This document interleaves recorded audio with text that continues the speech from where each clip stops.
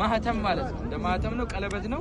ይሸጋገራል ከአቡበከር ወደ ዑመር ወደ ዑስማን ማለት ነው። እና እዚህ ቦታ ላይ የሆነች የተከሰተች ነገር አለ።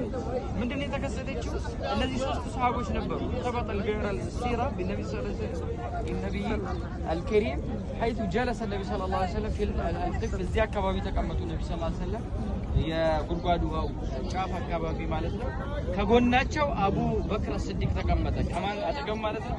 እንድትመስሉት ከነብዩ ሰለላሁ ዐለይሂ ወሰለም አጠገብ ሁሌም የማይቀረው ማለት ነው። በዚህ አጋጣሚ ከነብዩ ጎን አይጠፋም። ሂጅራ ሰለላሁ ዐለይሂ ወሰለም ይሰማል። ወደዚህ ሰለዋት እናውርድ ሚሰስት ማለት ሰለዋት ቻይልድ ክሬ አቡበከር አለ አጠገባቸው አለ።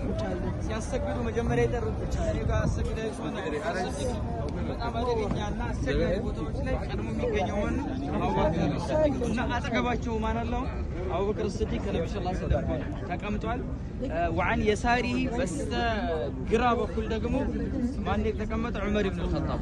ስለዚህ ነብዩ ሰለላሁ ዐለይሂ ወሰለም መሐል ላይ ካሉ በስተቀኝ በኩል አቡበከር አሉ፣ በስተግራ በኩል ደግሞ ማን ናቸው? ከነብዩ ግራ ላይ ዑመር ረዲየላሁ ዐንሁ ነበሩና ዑስማን የተቀመጡት ወጀለሰ ረዲየላሁ ዐንሁ ዑስማን ማለት في جهة المقابل له ለሁለቱ ፊት ለፊት ነው የተቀመጠው ማለት ነው። ትይዩ አድርጎ